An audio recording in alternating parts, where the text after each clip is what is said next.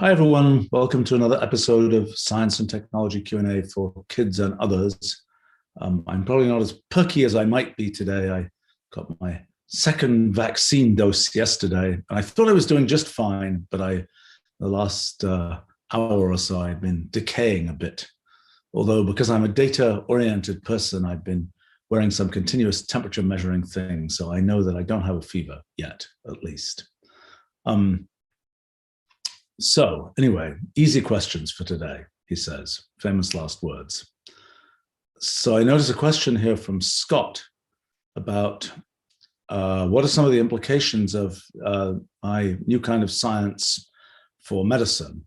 I suppose that would be a pertinent thing to talk about here. You know, it's an interesting question. When we look at medicine, there's sort of the question of, for example, can we predict what's going to happen in a medical system? Can we, when we see that there's some complicated process going on of some cells, some tumor, some this, some that, to what extent can we predict what it's going to do? Well, one of the lessons of my new kind of science is this phenomenon of computational irreducibility. So you might think, if you know the rules by which something operates, if you know what every individual cell is going to do, and you know how each cell replicates or whatever else, then you might say, okay, given that we know the rules by which this works, we should be able to work out what the large-scale consequences of those rules will be. Well, one of the big results of the science that I've done is that that isn't the case, that it's actually quite ubiquitous if you just pick programs, even kind of at random, to find programs where, even though you know what the program is, even though you know what the underlying rule is, to work out the overall behavior is the only way you can really do it is by following each step in the actual execution of the program. You can't sort of jump ahead and say, so I know what it's going to do in the end. I think that point is really important for medicine. That is, it's something where you can say, well, we know the rules by which this works, but then what's it actually going to do? Well, it may be very hard to tell. For example, in the immune system, it is very likely the case that things that we think that things that happen in the immune system, the reason it's hard to have intuition about what the immune system is going to do in a particular case is because of this phenomenon of computational irreducibility. That even though you might know the basic rules by which these immune cells interact, that it's hard to tell what the overall consequences will be. So, for example, in the case of, could a vaccine stimulate autoimmunity? Well, autoimmunity means, so normally our immune system is set up, our sort of sophisticated, there are two different versions of the immune system, the so-called primitive immune system and the adaptive immune system. The one that we mammals and things like that have is an immune system which learns in the first few years of our life, or in the sort of pre-teen period of our lives, kind of learns what molecular structures correspond to cells that are part of us and what correspond to nasty outside invaders that we should attack with our immune systems. So the adaptive immune system has this process of learning what kind of things should be attacked and what kind of things are self. If it makes a mistake and it says, actually, that kind of cell that is really part of you, it's a pancreatic beta cell, or it's a myelin sheath of a nerve or something like this, that's actually part of your organs. In autoimmunity and autoimmune diseases, what happens is that the immune system makes a mistake and starts attacking those cells, as well as attacking external marauders, so to speak. And so, for example, in a vaccine, what one's doing is stimulating the immune system to recognize a type of attacker, let's say the spike protein of the COVID-19 virus, and that one's making it recognize that. So it's ready. And when it's exposed to some potentially quite small number of you inhale a few virus particles, that the system is ready to attack.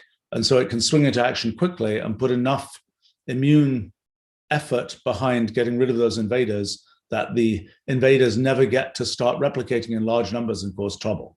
So that's kind of the idea of the vaccine. But things can happen, like that it can be the case that just as your immune system is learning to attack the spike protein, that that there are pieces of the spike protein whose sequence looks too close to something that is actually part of you, or whose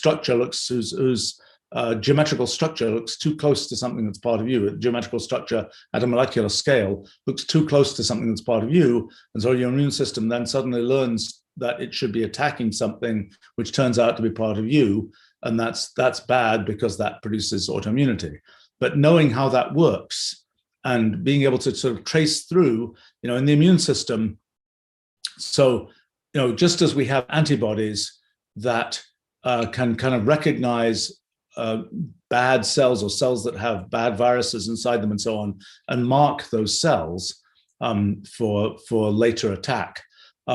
They're about the antibodies work at a molecular scale, and they have pieces of protein, immunoglobulins, that can have where they sort of have randomly picked sequences, and there are about 10 billion different kinds of antibodies that us humans can produce, and we're always producing randomly lots of these different kinds of antibodies. And then the thing that happens is when there's an attacker whose molecular signature matches one type of antibody out of those 10 billion, let's say, then there's a mechanism for that type of antibody to get amplified, and you get more and more of those kinds of antibodies, which is what leads to both the attack on the, but leads to sort of setting up the attack on the attacker, so to speak, or in the case of a vaccine, getting you ready to attack the attacker, were the attacker to arrive for real, so to speak. But one of the questions is always, okay, so you're producing the antibodies, but the antibodies can themselves represent things that can coat things, and that you could end up with too many antibodies. So you end up with anti-antibodies, and you end up with a whole hierarchy, a whole network of different kinds of antibodies and anti-antibodies and so on and so on and so on, which is all somehow maintained in some kind of dynamic equilibrium in us in ways that are not totally well understood. And in fact, there are two principal kinds of cells in the, there are many kinds of cells in the immune system. There are two white blood cell types, B cells and T cells. And the B cells are the ones that are associated with antibodies and antibody production and so on. Antibodies themselves are much smaller little pieces of protein. But the T cells are the ones that are also involved in immunity. So one place where you sort of have a memory of what's going on is in B cells that can produce collections of antibodies that will attack some particular attacker, so to speak. But T cells are also responsible for, T cells are used in different places in the immune system. They're used, there's these so-called killer T cells, which are T cells that kind of go in and finish the job when something has been marked by antibodies and so on and so on and so on. But something which I must say I was only dimly aware of before recent times is that T cells themselves can be sort of encode immunity. So just as there are all these different possible kinds of antibodies produced by B cells, there are also there's a T cell receptor, which is a region of the surface of the T cell, which can determine what the T cell can bind to, what kinds of cells that T cell will attach itself to and potentially attack. And so it turns out for coronaviruses, of which COVID-19 is an example, T cell immunity is actually an important thing. And but that wasn't, in sort of the standard story of immunology, it was known, but it was not an emphasized thing. It turns out to be pretty important. And it turns out that's probably one of the long-term places where immunity, where the memory of immunity gets stored for us for things like coronaviruses. And it's not clear, for example, when you look at vaccines and things, there's a question of to what extent that's generating antibody response, to what extent it's generating T cell immunity, and in the trials of these vaccines, both things were measured, and it's more difficult to measure the antibody. Measuring the antibody production is a considerably easier piece of laboratory practice than measuring the T cell receptor, which actually requires genetic sequencing and other kinds of things. I think, at least. I think it requires that. I don't think there's a way to do it with just pure assays. But anyway, and it seems to take, I know as a practical matter, it takes these labs weeks to come back with T cell immunity results, whereas the antibody measurements seem to come back in a few days. But in any case, that let's see, we were talking about, so I mean, the whole structure of the immune system and this dynamic equilibrium that's maintained by all these different kinds of cells and so on, it's a pretty complicated thing. It's a very computational kind of thing. And getting intuition about what's going on is a story, I think, of things like computational irreducibility and other kinds of phenomena. In fact, I was just thinking that some of the things we've done for our recent project in understanding fundamental physics and the way that there are sort of these interactions between immune system cells may actually be something that we can make a model of using the same formalism as we've used for physics. I don't know whether that will work yet. But the immune system has been very hard to understand, and it's very hard to get intuition about what's going to happen. There are some sort of pieces of what goes on where you can say, oh, we understand that, but there's an awful lot of it that's pretty hard to understand. The question here, I mean, talking about medicine further, I think, so sort of the story of computational irreducibility, how computationally should you think about medical processes? So here's another thing I've thought about recently. If you look at a medical textbook, you will often see sort of flow charts of this affects that, you know, the level of this hormone goes up, it will produce this, it will cause that to go down. It's a very kind of, it's sort of a definite chart of this causes that and so on. Well, the actual sort of collection of chemical concentrations in our cells, it's a pretty complicated story. And whether you can really tell that story in terms of this produces that, produces that, produces that, this sort of very sequentialized story is not clear. And in fact, I've been suspecting that the way that a lot of kind of the molecular scale computation, because in a sense, we biological systems are the only known working example of kind of molecular scale computation. In us, in every cell in our bodies all the time, there are all these essentially computational processes happening. Molecules are binding, molecules have complicated sequences, they generate other molecules, they do other things. You can think of that as a great big computation. And the question is, if we were going to write a programming language, for example, to describe that computation, what would it look like? Would it be something that has, you do this, then you do this, then you do this, then you do this? Or is it something where there's lots of different threads happening in parallel? I suspect it's more that lots of different threads happening in parallel, and it's been super difficult for us to make ways to sort of make languages that describe that kind of process. And so I kind of suspect that part of the story of why biology and medicine is difficult is that it's been hard to have a sort of description language for that kind of biological process. That, you know, the idea that it's this causes that, very sequentialized is probably not correct. It's probably not the right sort of meta way to think about biological processes. I mean, the big meta discovery of biology in 1953 was the discovery of the DNAs, the kind of genetic information on DNA, the fact that we can encode the structure of all of our proteins and the way that ultimately we build a biological organism in terms of, for example, for us humans, the 6 billion base pairs that exist along the DNA molecule in every one of our cells. And the fact that one could think about sort of genetics as being a story of this digital information, the 6 billion base pairs of digital information, was kind of a crucial organizing principle for understanding genetics and understanding how heredity worked and so on.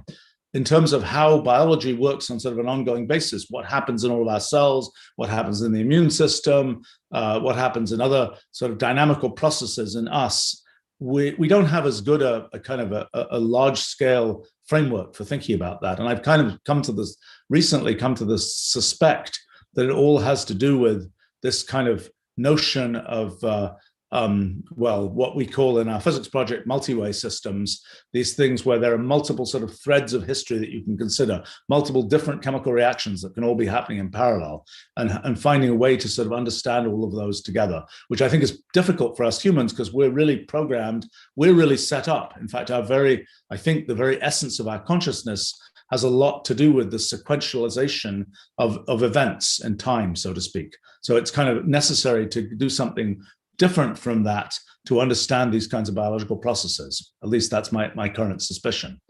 And will that lead us to something where we have a better, just like in genetics, before DNA was discovered to have this digital information, people had a zillion different effects that they were talking about, and this thing happened and that thing happened. It's all incredibly complicated. And then there's an organizing principle. We don't really have that for sort of systematic biology right now, systems level biology. And maybe that's something that can come as a result of thinking about things like multi-way systems and multi-way computation and so on. We're not there yet. I will tell you as a sort of historical point, a person called Sidney Brenner, who was, I think, the main discoverer of messenger RNA, the thing that's used in the vaccine that I just got yesterday, for example. He discovered that when was it? In probably before 1960. Don't remember exactly when, but anyway, Sidney Brenner is no longer alive, but he was a lively person, and he came to see me every few years, I guess. And every time he would say, you should be working on biology. All the stuff you're doing about all of these kind of computational ideas, biology needs this. This is how you should pursue biology. And he himself actually had a long time interest in computation. When he was a medical student in South Africa, he'd written a letter to Alan Turing, for example, which and sort of been very interested in kind of the idea of Turing machines and later Turing's work and applications to biology, in which Turing did not use Turing machines, and a kind of little bit of a cognitive disconnect there. But that was in the 1950s. But anyway, so Sidney Brenner was, I think, the idea of messenger RNA is partly born out of kind of Sidney Brenner thinking in computational terms in terms of things like Turing machines and thinking about how biological processes might work at that level. And later on he did many other things, but in particular he was responsible for the one organism, the C. elegans nematode, little worm type critter, the one creature whose full biological growth process is known. It's about, what is it, a little less than 2,000 cells in the organism, and it's completely known how that organism grows up, and that was the result of Sidney Brenner kind of leading that effort. In any case, so this question being asked about the relationship of sort of computational ideas and to medicine. I mean, I would say one other thing that is a long time thing that I've been curious about and never really made that much progress on is the following thing. If you look at medical diagnosis, okay, medical diagnosis is very difficult. It's probably getting more difficult as more is known, because the more that's known, the more, you come in and you've got some symptom.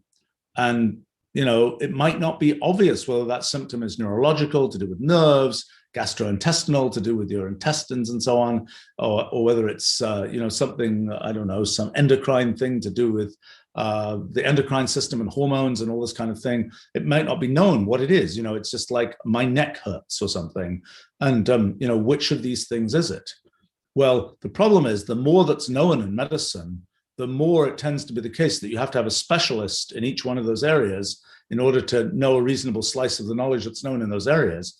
And so pretty quickly you have to tree out, which specialist do you go to? And once you're talking to that specialist, it's like that person is most likely going to say, well, I'm only thinking about it in terms of my particular subsystem. And it's either whether you have something wrong with that subsystem or you don't. And getting, up in the tree to go examine another subsystem really hard, often in the structure, both the organizational structure of medicine and sort of the intellectual structure of medicine. So, medical diagnosis is difficult and probably getting even more difficult. I mean, I have to say that I will say that as a person who's just sort of interested in things, how things work, I have for a very long time had sort of a little bit of a hobby of doing medical diagnosis I have some friends who are rather good medical diagnosis people who've kind of gradually taught me things about it. I think I'm not terrible at this point. I'm better than I think most mediocre doctors. Let's put it that way. I'm not sure that's necessarily a high bar, but it's interesting because in medical diagnosis, this is perhaps a relevant topic, but perhaps of interest to people. I mean, the thing that I've noticed is it's partly a probability story, and it's partly a story of whether you can think about probabilities in a clear enough way. So one of the issues is a very typical thing is you have some symptoms. There are 5 possible things that are, common causes of those symptoms. Okay, maybe there's even one leading possible cause of those symptoms. Okay, you go in, you do more precise tests, and then you say, nope, that's not it. The tests say that's not the cause. Then you go and you explore other things. You spend months exploring all these other things, and pretty soon you've concluded it's none of those 5 things. Well, it has to be something. And the probability mistake is this. That first thing, that leading possibility that you kind of proved it wasn't, people almost never go back to that. They say, oh, we excluded that, we're done. And that's wrong, because by the time you excluded everything else, the probabilities of the tests that you thought excluded that thing themselves being wrong, having some kind of false negative, false positive rate, whatever, is sufficiently large that, yeah, you really have to look at that one again. Because after you've exhausted everything else, you've got to go back to that one and say, was it really the case? If those tests had a 3% probability of not catching the thing, and you've excluded everything else, then go back and look at that again, because maybe you hit that 3% of the test didn't work in that particular case. And people are remarkably bad at doing that, at reverting back to things to hypotheses they already thought they excluded. I mean, it's also one of my meta principles, perhaps unfair, but I think there's a lot of a priori sort of assumptions made, for example, in the medical profession, where a very typical thing is a young doctor who's just been through medical school. Well, in medical school, you get to see all kinds of exotic things that can happen, and so the young doctor's a priori probabilities for different kinds of things enhance the rare diseases. Whereas an older doctor who's been in practice for 40 years, it's like, look, I've never seen one of those. So it's like the a priori probability, yeah, I saw it in medical school, years and years ago, but I've never seen one of those in reality. So there's a tendency to kind of over-assume that everything people have is something common. So it's kind of like the young doctors overdiagnose rare diseases and old doctors overdiagnose common diseases. At least that's it's one of these probability things of what's the a priori probability. It's like, you come in and you've got something and somebody says, you have this extremely rare tropical disease. And it's like, no, I don't. And they say, but look, you've got all the symptoms of this extremely rare tropical disease. And it's like, well, look, I haven't been to anywhere tropical ever in my life. And, where on earth would I have got this tropical disease? And it's like, well, it is true that your symptoms perhaps match this tropical disease, but in fact, the chance that you have it is incredibly small. It's sort of a mistake of probability assessment to say that. It's like if you were, it's like for a search engine, you have a page that incredibly well matches the things you're searching for, but it's a very unpopular page on the web. Where do you put it in the search rankings and so on? So in any case, there are these kinds of issues in medical diagnosis. I mean, I've been interested actually, when was it? 10, 15 years ago, I put quite a lot of work into trying to understand how one would make sort of automated medical diagnosis work better. Partly because certain kinds of, for example, these probability mistakes, you can avoid making those probability mistakes if you automate things. You also can, one of the issues in medical diagnosis is that it tends to be the case that a lot of diagnosis is made from taking medical histories, which have rather sparse amounts of information.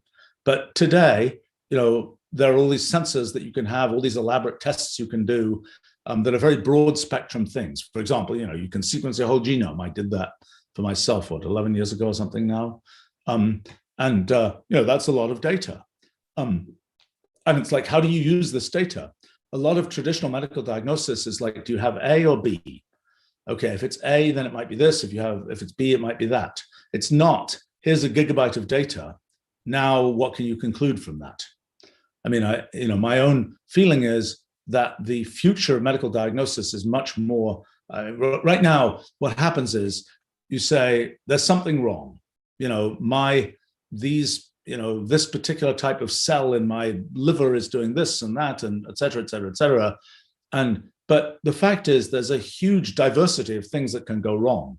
And it's not the case. And to bucket it and say, okay, you have disease X is often sort of missing the point. It isn't the case. So here's an interesting question that you can ask.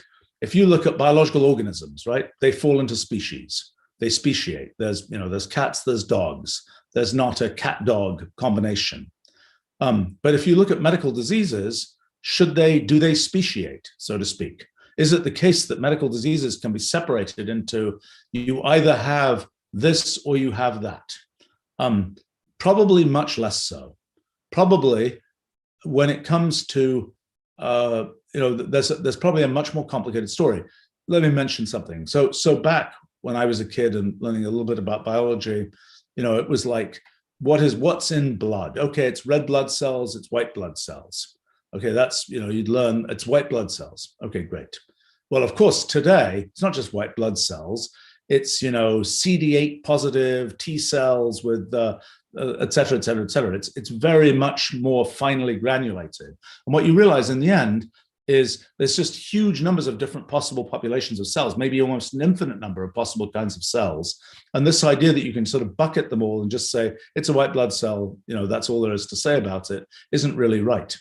And so again, when you think about medical diagnosis, this question of whether you can bucket things into a limited number of possible diagnoses, which you can sort of describe in words and assign diagnosis codes to, it's not clear that that's really the right thing. I mean, for example, nowadays the standard diagnosis code system used in the US is a thing called ICD-9, which has, I think, about 30,000 possible diseases that are listed out in it. It's kind of a hierarchical system that lists out about 30,000 diseases. ICD-10 is the kind of emerging thing used in many places, and it, I think, has about 100,000 diseases. So the question is, are there really 100,000 sort of species of disease that we can assign to us humans, or is it more like an arbitrary number, an unknown number, an arbitrarily large number that depend on, the particular configuration of surface proteins on such and such a kind of cell, and there are an infinite number of possibilities for that, rather than just saying, oh, you have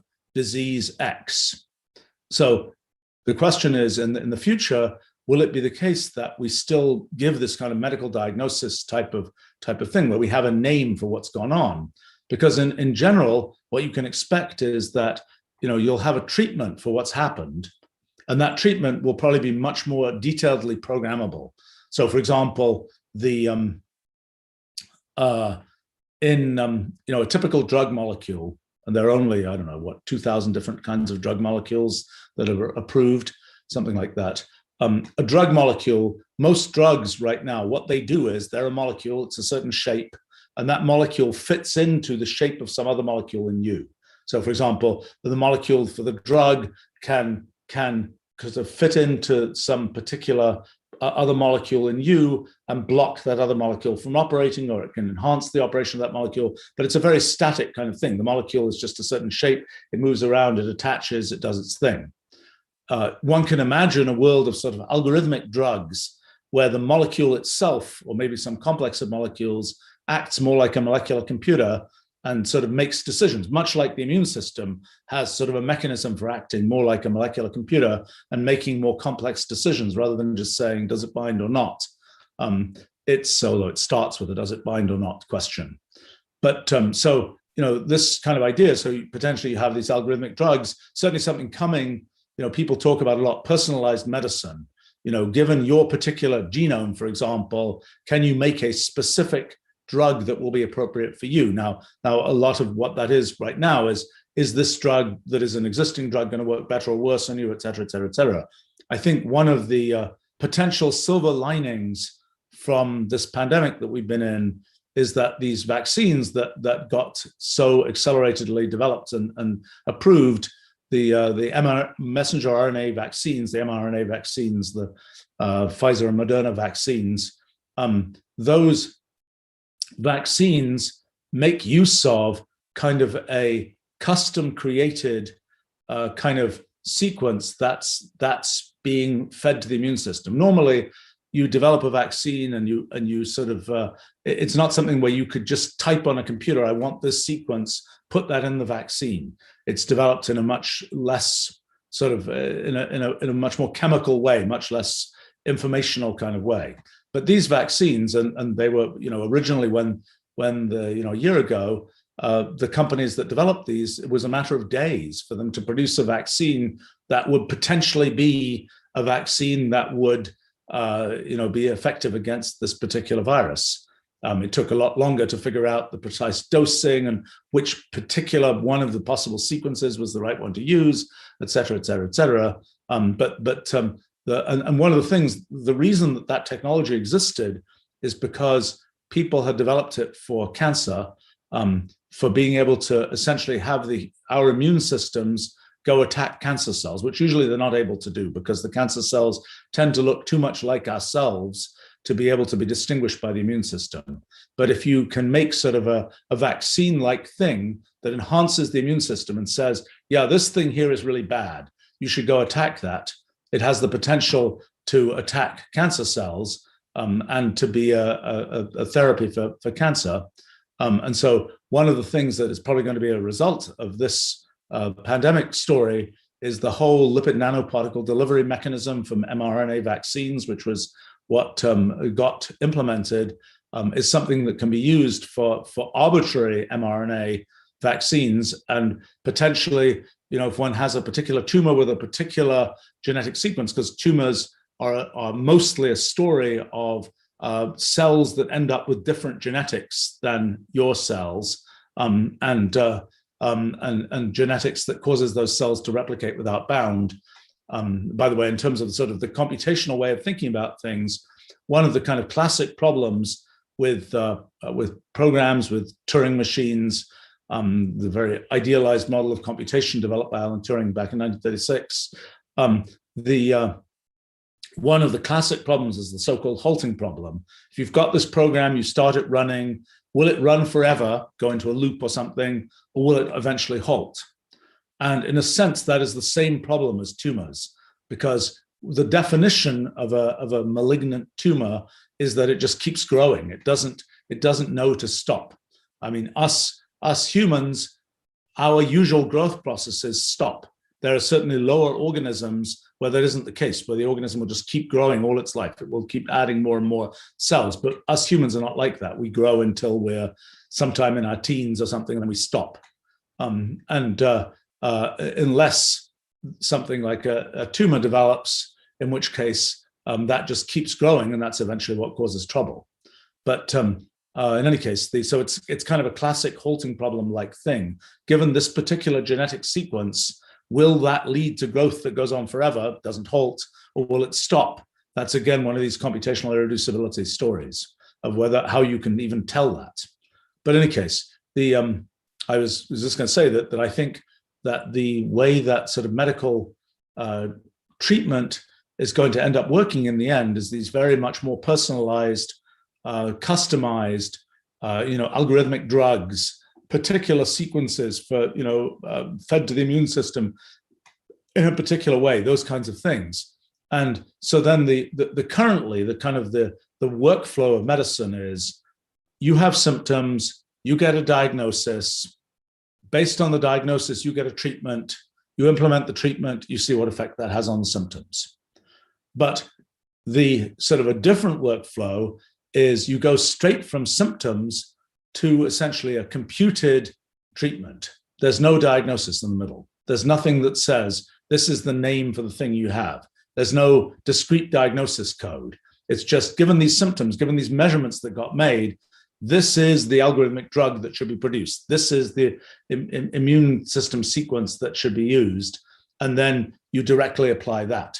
And so it becomes much more like a little bit more like sort of in the financial markets, for example, like a quantitative finance sort of automated system that's just watching what the what the prices do and figuring out what to do, rather than something where you say, oh, I know what that is. That's a head and shoulders growth curve that exists in this financial system or something, and therefore I will do this. It's rather going straight from the data to the what to do.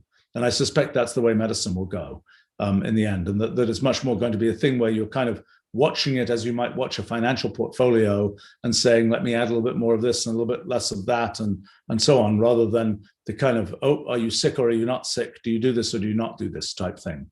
And I think, well, there's lots more to say about this. It's an interesting topic of just as for humans, we have maybe 100,000 different diseases that we know. I've been curious for software systems, like for a computer's operating system, can you break down the things that go wrong to the computer's operating system into categories of disease, so to speak? You plug the wrong thing into the computer. There was trauma associated with some device driver that saw a bizarre pattern of data coming in, or there was something where some memory corruption happened. It was some sort of disease of the memory subsystem or whatever. What is the classification of such diseases? A while ago, when Wolfram Alpha was much newer, we had trouble with the servers for Wolfram Alpha crashing. And so for a while, we were interested in the mortality curves for servers. That is, all kinds of problems would build up, they would get all kinds of issues, and then eventually, after a few hours, the server would crash. And so we started looking at the mortality curves and comparing them to mortality curves for biological organisms, and they were actually surprisingly similar. Then we actually managed to tweak some things and fix some things, and it turns out we solved the lifetime problem. So we stopped researching that particular thing. So we don't know, we never got a general theory of kind of mortality for operating systems, but it's an interesting thing to potentially explore. Gosh, that was a long answer. I'm sorry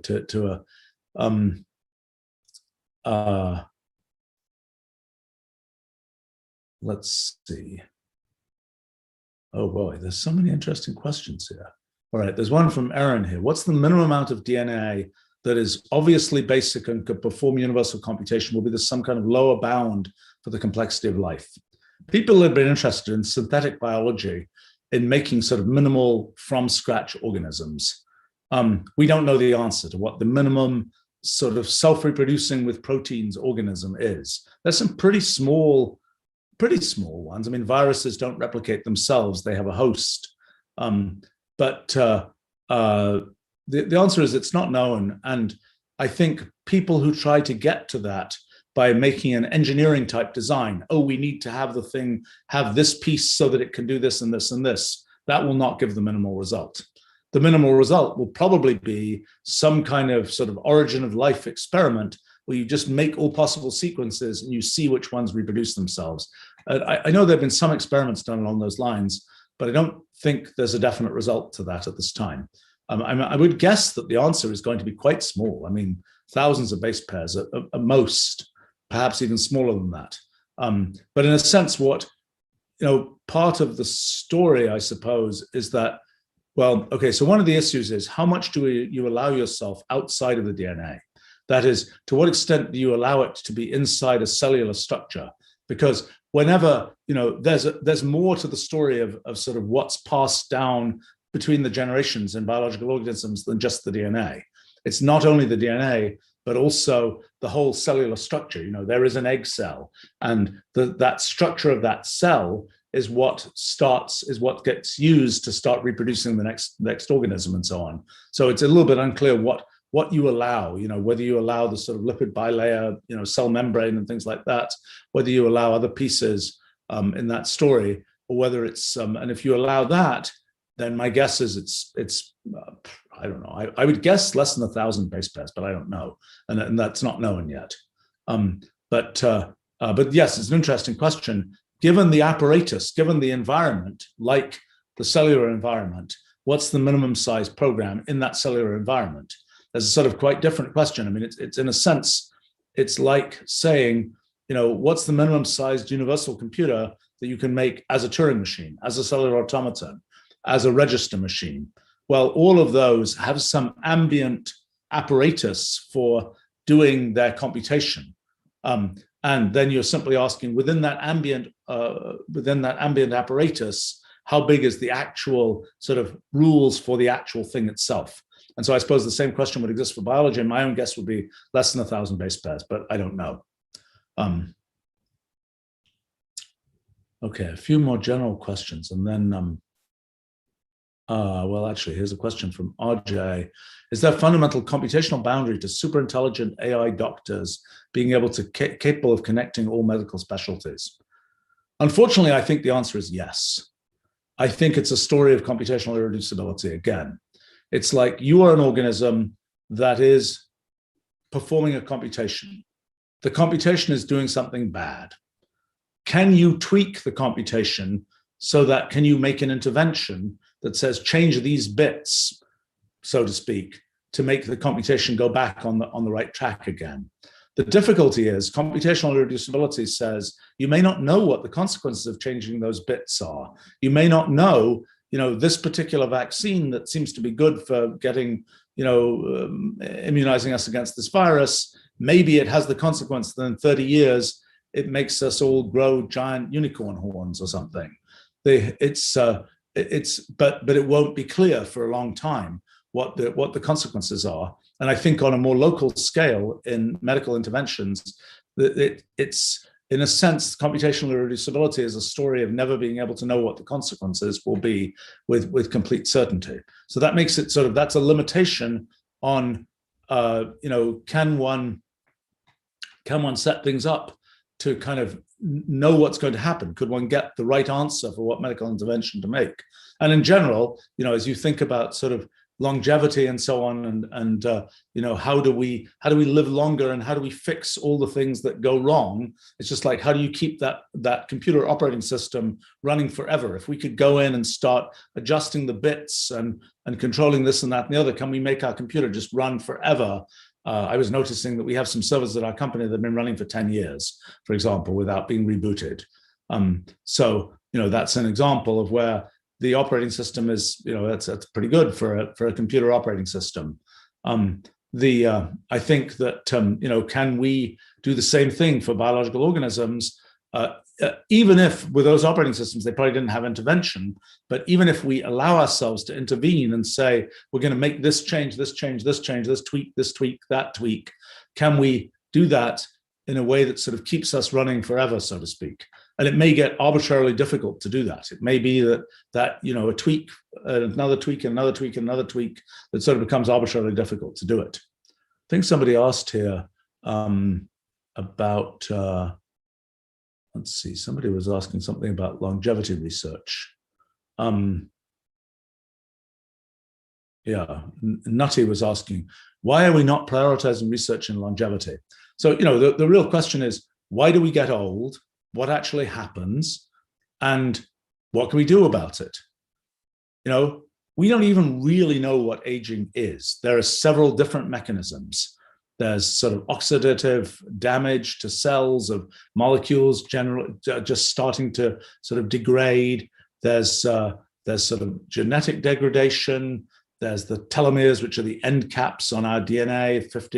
We start off with about 50 of them, and it's like they seem to degrade over the course of a lifetime and over the course of cell divisions, although you seem to be able to get more of them. And certainly for the next generation, there are enzymes that will add in more telomeres. So it's not really a one-way street there. But there are these different mechanisms that people know for sort of the general things that seem to be degrade as one gets older.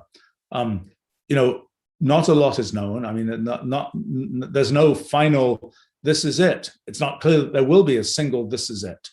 It's known that there are some organisms that live longer, shorter. There's correlations between different kinds of things like metabolic rate and lifetime, things like that. There's cases of organisms that can hibernate for a long time, all kinds of things.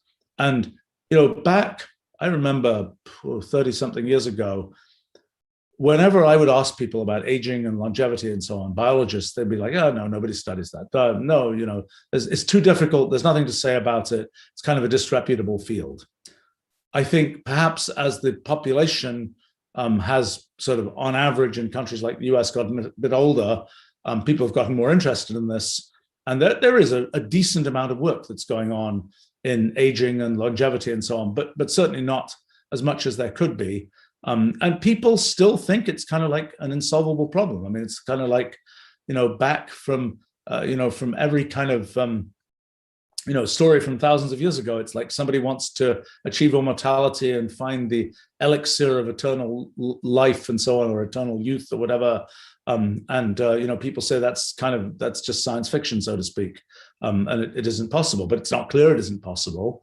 I think that is certainly the important challenge for medicine and biomedical research is, well, can you make it possible? Because that would be kind of neat. And you can discuss the whole question of whether longer lives are good for society or just good for the individual. That's a complicated question. I mean, it's kind of one of the things where sometimes, in a rather macabre way, it's sometimes said that the progress of science is measured in a procession of funerals, so to speak, in the sense that once somebody has a particular way of doing things, like doing science, that they learn when they're 20 years old or whatever, they'll just keep doing it their whole lives. And if their lives get longer and longer and longer, there are going to be more and more people who say, this is the way to do it. Nothing new is needed. And that can slow down progress, if one's interested in progress, to have sort of this, people being around a long time, so to speak. I think as somebody, as an older person who enjoys their life, I think being around longer seems like a pretty good idea, at least for the individual. That's a story for that.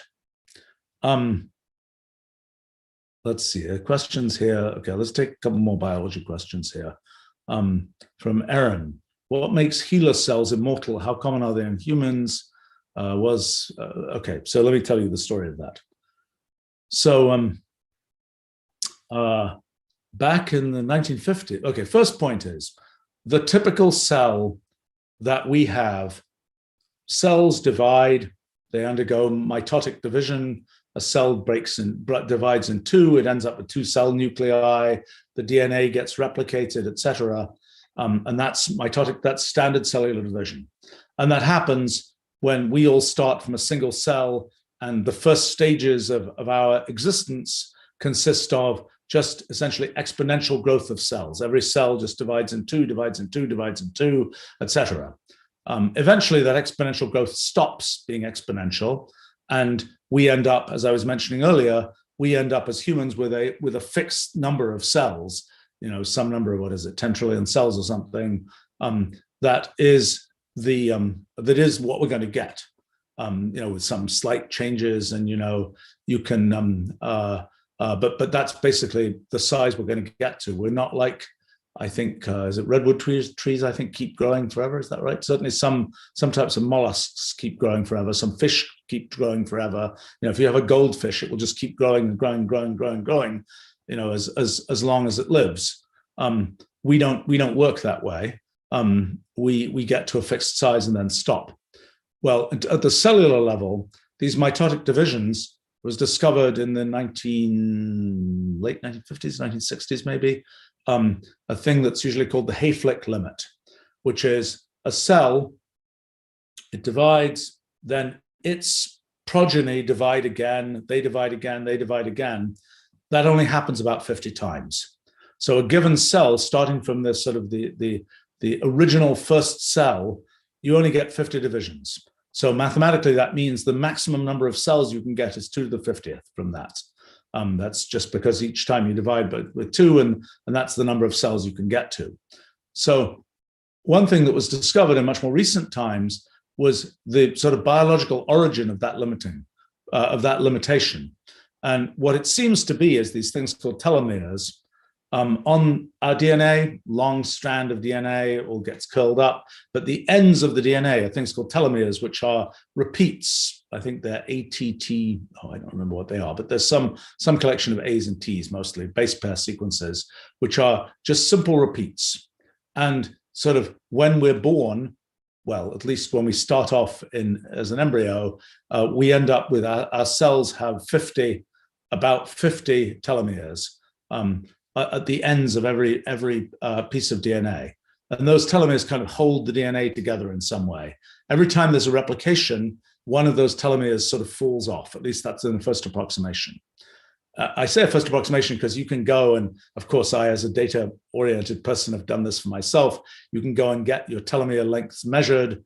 The standard genetic sequencing doesn't do very well on these repeat type things, so it's a kind of a special measurement method to measure the telomeres. And you get back this report that says you are effectively such and such old according to your telomere length. And I felt proud because I counted as being less old than I actually am according to telomere length. But actually the footnote is, lead a healthy life and you'll get more telomeres. So it's not clear, as I say, it's not clear that's a fundamental limit. But there is this idea that cells only replicate a certain number of times and then stop. Okay, it's also the case that when you actually grow cells in a petri dish or something, the cells will grow, and when they physically run into other cells, there are chemicals released that cause those cells normally to stop growing. And that's good if you're a mammal, you're going to get a fixed size, et cetera, et cetera, et cetera. Okay. What happens in tumors is that mechanism is turned off. Both of these mechanisms are turned off. The tumor cells just keep replicating forever. And that's a really bad thing if you're, given that we have like 10 trillion cells or whatever, and you suddenly have a tumor which has another trillion cells, 2 trillion cells, et cetera, et cetera, et cetera, that's eventually going to kind of strangle some critical system in you, and that's a bad thing. But that means that tumor cells can live forever. And because they just keep replicating, they keep replicating, they keep replicating forever.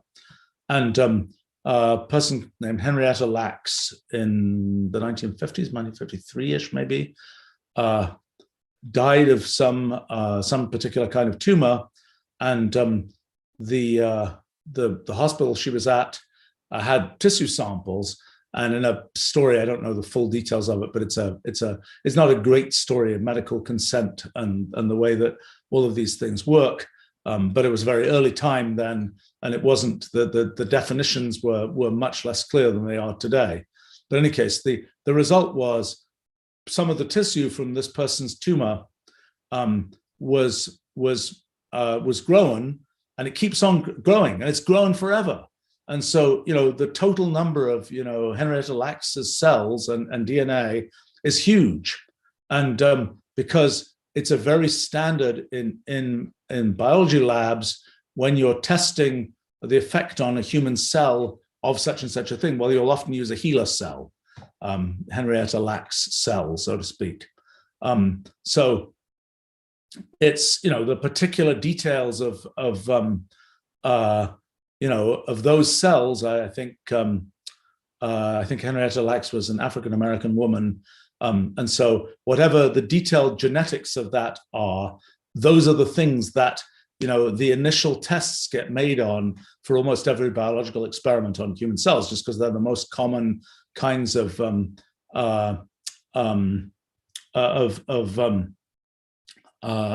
cells used to test things. When you get to fancier tests, you test on mice and things like that. And then there are these sort of genetically pure lines of mice that get bred for particular purposes and so on. But when it's at a cellular level, HeLa cells are the most common. And HeLa cells, that works because, and of course, the reason they're not typical human cells is because they're immortal cells. They can just keep replicating forever. And whether that matters for testing the response of some particular kind of drug or whatever else, it's not clear. You don't know that. That's why you have to go on and do other medical tests. But that's kind of the first step in, is it roughly going to work in a human cell? Well, if it works, if it doesn't work in these immortal cells, it probably won't work in ordinary human cells. There's a question here, why can't we reproduce cell membranes? Are they made of proteins? Yeah, cell membranes do reproduce. They simply form. When a cell breaks in two, it forms two separate membranes. But that's a process that doesn't, let me see, am I right here? That's a process that is more, yeah, it's a more sort of chemical process It's not a genetically mediated process. There are many things on the cell membrane. There are many little things, receptor sites and things like that stick up through the cell membrane. Those are produced by the standard genetic apparatus, but the cell membrane itself is a simpler object that is really, purely a sort of a pure molecular thing that doesn't rely on the whole apparatus of genomics and so on. Some friends of mine actually had I don't know what's happened to what they were doing, but they had a company for making artificial cells. And I suppose that the story of lipid nanoparticles is probably not completely unlike sort of having a very minimal artificial cell, so to speak. And that's sort of a place where the RNA can live. Just like in an ordinary cell, there's this membrane, and inside is the cytoplasm, and that's the kind of the gelatinous stuff that all of the chemical reactions and all the organelles, all the sort of pieces of the cell operate.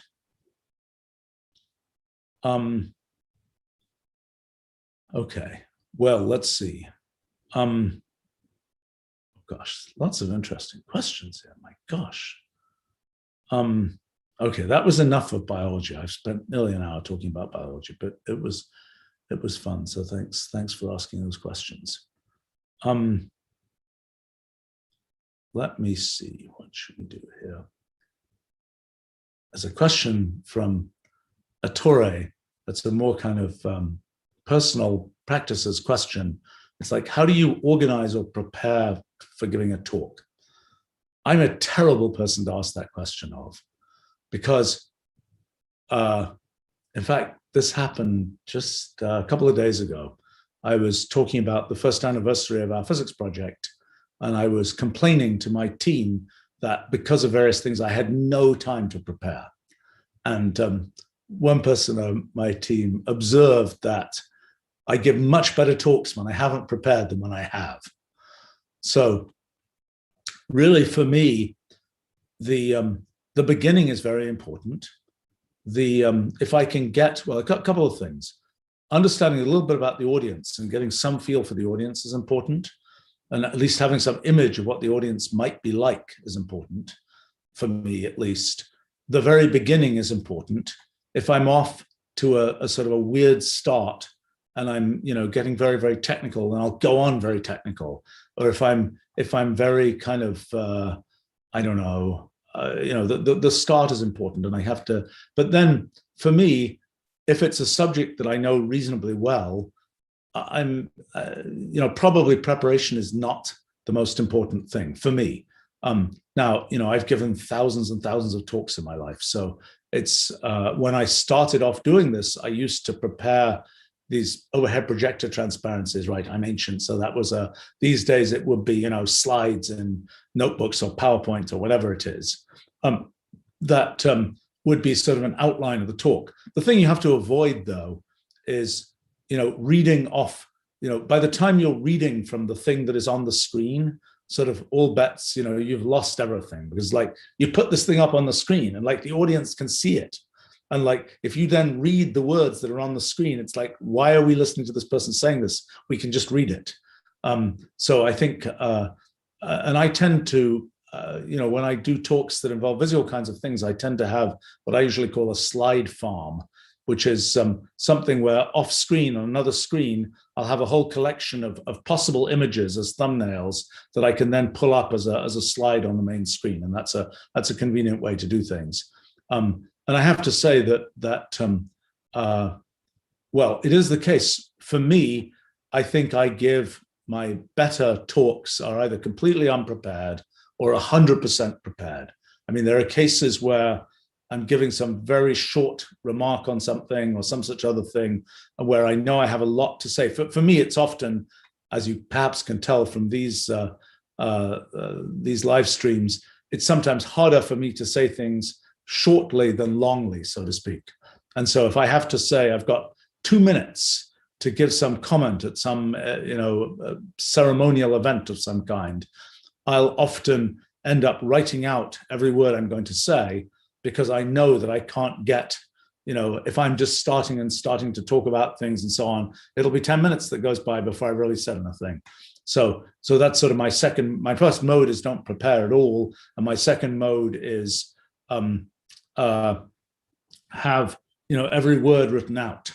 I think that for me, it helps that, explaining things that one has explained things before helps in explaining things again. And I will say that, for example, these live streams are very interesting for me. They're very educational for me. Like, for example, today I was talking about medical kinds of things, and some of the things that I explained to you, I had never explained that way before. And I came up with a better explanation here than I'd ever had before. And hopefully I'll remember that explanation the next time, and that something like that comes up. And it's sort of an incremental process of you explain things and then you get better at explaining those things. And most of the things I talk about, I've sort of, I'll have thought about it before. Occasionally, like I gave a talk, when was it? A couple of weeks ago, about my recent work on thinking about the foundations of consciousness and its relationship to physics. I'd never given a talk about that before, but I'd just written a piece about it. So I had kind of the logical structure was in mind, so to speak, about how it worked. Some of these things, sometimes there are things which are comparatively simple in logical structure. Sometimes they're really quite complicated in logical structure, and sort of holding in one's mind all those steps is something which it's helped if one's already written something about it or already given some parts of that description before. But I don't think that all of those aspects apply to everyone. And I think outlining what you're roughly going to say, I mean, I guess I've done that. I don't do that as much these days, but sort of giving an outline of what I'm going to say is, the 5-10 bullet points or something of topics is something that I have found useful in the past.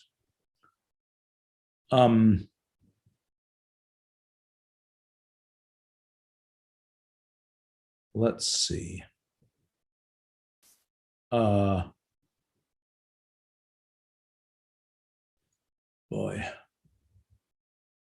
All right.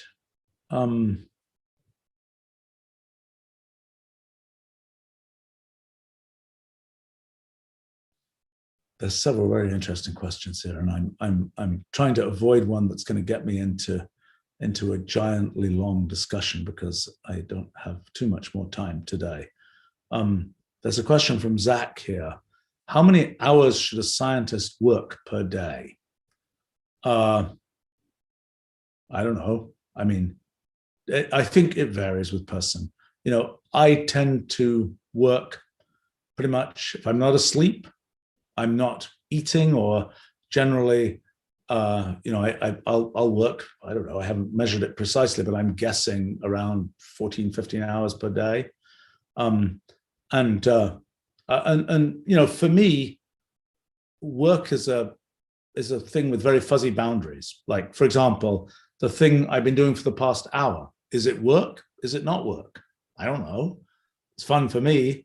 It contributes to things that I try to do as productive things in the world. It's so if you include things like this, I'm probably working pretty much all the time I'm awake. In that sense of work, I think that if it's a question of you got a blank sheet of paper, you're staring at it, you're trying to figure out the next thing to do. I don't spend a lot of time doing that at all. For me, it's very important to have these kind of matrices structures in which I'm doing my work. Like, for example, if I'm writing a document about something, if I'm trying to, that is a way of kind of concretely moving forward with something I'm thinking about. If I'm trying to write a program about something, if I'm trying to just do a live experiment, do some kind of computational experiment, these are things which sort of allow you to incrementally move forward without being in the situation, I'm staring at a blank sheet of paper, what do I do next? I spend a very small amount of time in the equivalent of staring at a blank piece of paper and figuring out what's going to happen next. Almost all the time that I spend doing sort of sciencey things, I'm writing a program, I'm seeing what happens when I run the program, I'm writing a description of what's going on, I'm trying to write an exposition of something, I'm explaining it to people, those kinds of things. They're things with structure. I think it is, for me, it would be very difficult to just sort of sit and think in the abstract. And for me, it's been very important in my life. I've sort of alternated between doing basic science and doing technology kinds of things. And that alternation has been very important. It really helps. You know, for example, I'm working on I'm working on some of these questions about parallel computation and these multi-way things and all this kind of stuff. And there's sort of theoretical questions about that, but it's really useful to know what the point is. And one of the points is I actually want to build this stuff into Wolfram language as a practical way to do distributed computing. And having that sort of practical point is a very important driver of the more conceptual theoretical things that I'm thinking about. So for me, it's kind of like, if you ask how much time should one spend in sort of unstructured scientific thought, the answer for me is very little. How much time in sort of moving forward the machinery, the mechanisms, the actual concrete things one's doing, a lot. You know, I've noticed that I'm very bad, for example, as an example, I'm really bad at just like thinking in the abstract without a computer, without even a piece of paper. You know, it's like if I'm just sitting there, you know, with just thinking about things in my mind, I don't think I do very well. And I don't think I can keep doing that for very long, very productively. I feel like, oh my gosh, I got to write that down. I've got to sort of, otherwise I'm kind of looping, trying to hold that in my memory, so I don't forget that. And then I have to go on to the next thing. But if I'm concretely, you know, doing something in a notebook, writing code, this kind of thing, that gives me a structure that allows me to kind of much more effectively build up a bigger thought, so to speak. I think one of the things that, I think there was a question actually earlier about languages and how they affect the way we think about things. For me, sort of a lot of the things that I do in science are based on sort of this computational paradigm for thinking about things, and having this computational language, Wolfram language, that I spent the last how many decades working on. You know, that for me is a critical environment, a language in which to structure my thoughts about computational kinds of things. And without that, I just wouldn't be able to build any significant tower, myself at least. I don't know for other people so much, that, you know, being able to build sort of this complicated conceptual tower, it's like there's this computational idea and it's concretely represented by this piece of code, which I can understand. It builds on this, it builds on that, it builds into this, it builds a tower. And that's where I can actually think about things. If it was like, I got to hold it all in my head, it's, you know, I don't know how it works. I know there's a movie coming out, the director of which I happen to know, called, which is a movie version of Dune. And in the Dune universe, I know that AIs have been outlawed. And so the best they can do is have humans who are all kind of juiced up and who kind of are kind of thinking like computers. I'm going to be interested to see how they manage to treat the kind of the way that those humans do their sort of human level computation. I mean, it's kind of like having a program run in a human, so to speak. And I don't think it works very well. I think that even, you know, in the Dune universe, well, they can have special kinds of humans, and that's what you get to do in science fiction. But in real life, so to speak, with just us simple humans, it doesn't work so well. Now, maybe one day when they're, you know, as the symbiosis of us and computers gets better, the sort of working together of us and computers gets better, it's unclear how that will work. I mean, maybe as I think about something, you know, for me, writing a, you know, Wolfram language notebook or something is concretifying the thoughts that I'm having. It's taking the thoughts that I'm having, turning them into computational language, putting them down, letting them build up, and so on. And that, for me, is sort of a symbiosis between me and the computer. Now, maybe there'll come a time when, you know, we'll have enough linkage to brains and things that our pure thoughts will be able to be remembered external to us. I don't know how well that will work, because I think that the crispening of our thoughts to turn them into a well-designed language may be something that is necessary. It's kind of like, yes, you could store that. It will be like storing every piece of scratch work, but it's not all that useful. Storing the scratch work is less useful than storing your summary of the scratch work, so to speak. And so, you know, in a sense, what we're as we turn things into language, we are turning our thoughts into something that's worth storing, so to speak. And by the time we've turned them into language, we might as well be saying them, writing them down, whatever else. Now, the freedom that we have, the thing we haven't had, is anything beyond human natural language. That's the important role of computational language, is it's a way to represent, to leverage sort of what computation makes possible over and above what is merely what we humans can think about and think in terms of ordinary human natural language. And okay, well, okay, it's very tempting to go on and talk about more of these questions, but I think it is, well, I could go on for a little tiny bit here. All right, drink of water and then I go on for a tiny bit. And all right, a couple more here. Okay, there's a question from Travel. Why isn't nuclear power used more? And is there a way to make it smaller and safer so it can be used like a portable power generator? Okay, there's a physics problem, which is, how does nuclear power work? Well, it works using nuclear chain reactions. A nucleus of some radioactive element, like uranium-235, spontaneously self-destructs very slowly. Lifetime for a single uranium-235 atom is in the billion-year type range.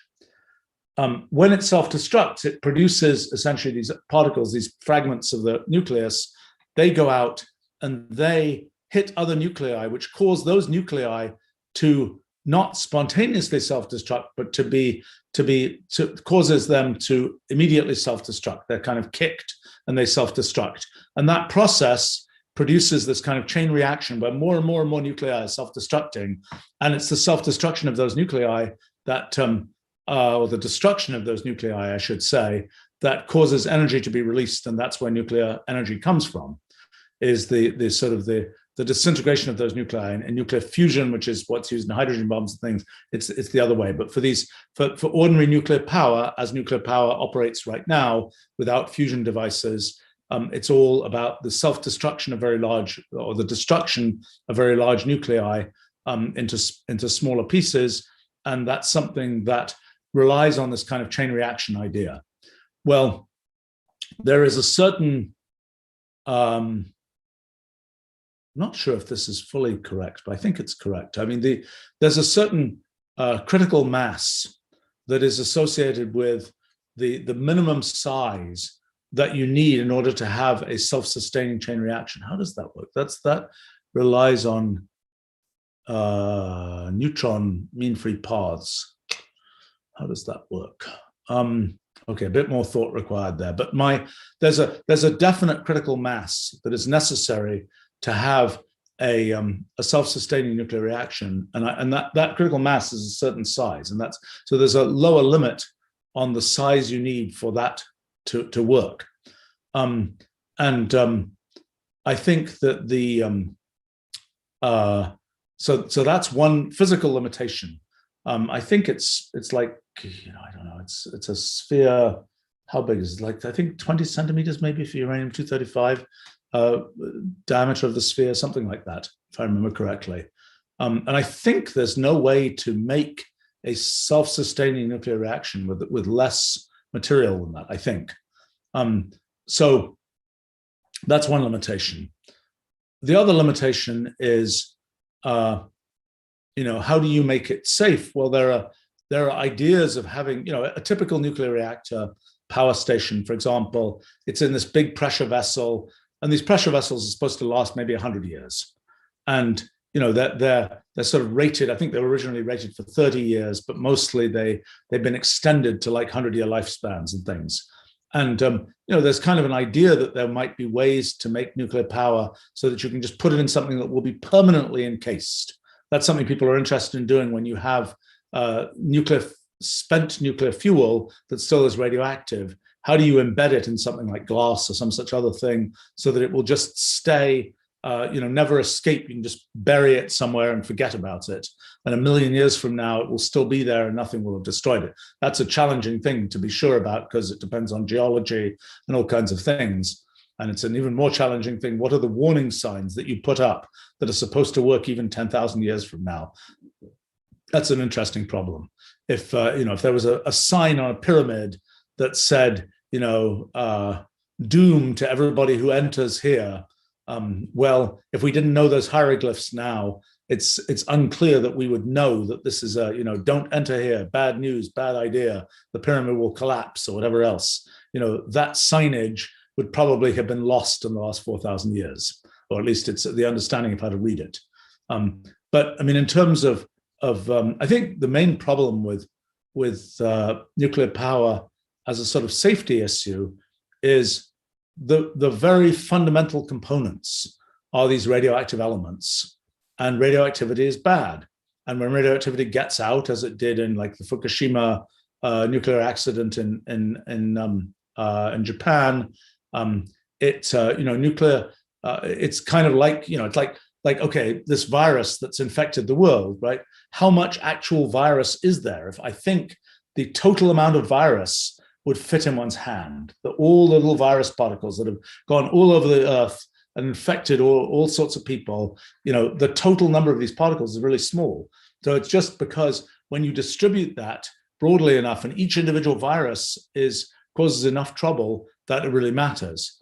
And it's a little bit the same with nuclear kinds of things, that a pretty small volume of nuclear material, if spread out over a large area, each particular piece of, each particular grain of dust that is radioactive and things can cause trouble. And the fact that that can be very widely distributed, that's sort of a bad thing. Now, obviously, when it gets dilute enough, like with the virus, if you're outside and you're not, breathing right at somebody else, you're not going to get infected with the virus because the Earth's atmosphere is pretty huge. And by the time that little virus particle is out floating around in the Earth's atmosphere, the chance that it gets to you in one virus particle on its own is almost certainly not enough to lead to infection.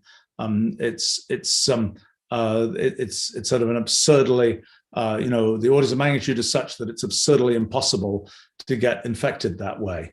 But with radioactivity, the difficulty is that just it can get spread very easily. It's just individual grains of dust or something, or even at the level of individual atoms.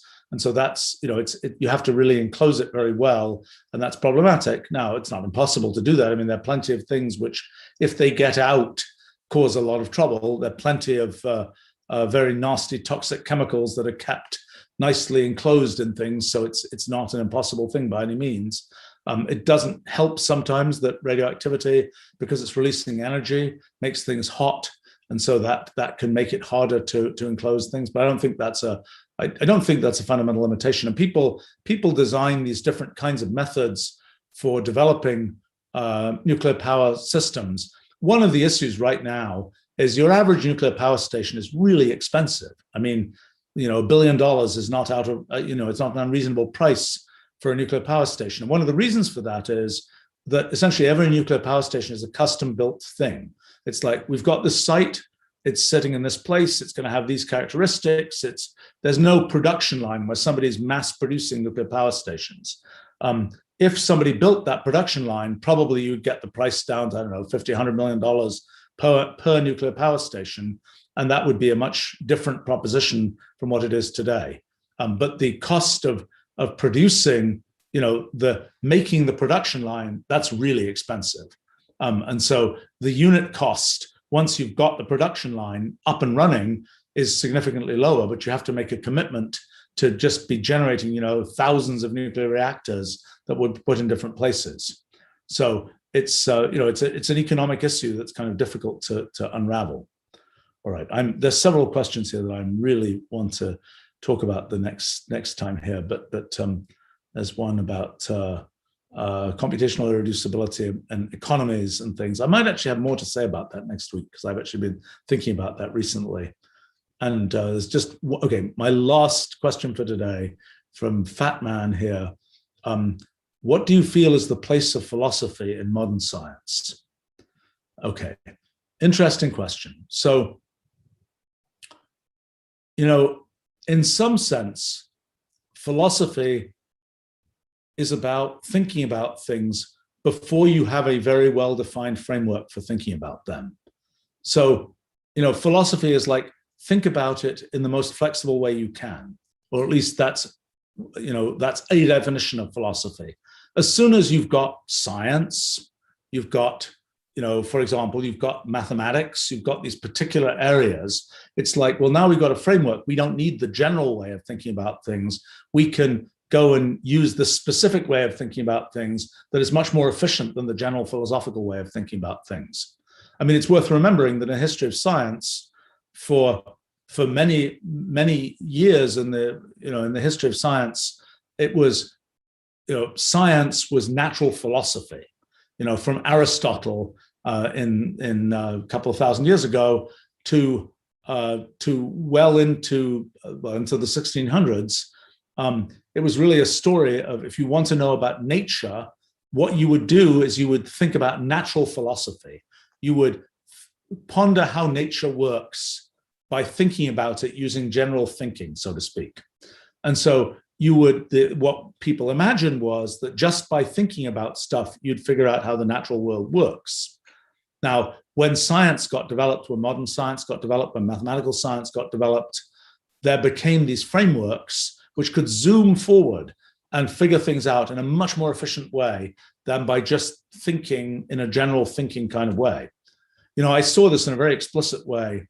Well, I should say a couple of things. So first of all, famously in 1687, important date in history of science was when Isaac Newton published his Principia Mathematica, the full title of which in Latin was Mathematical Principles, that's what Principia Mathematica means, of natural philosophy.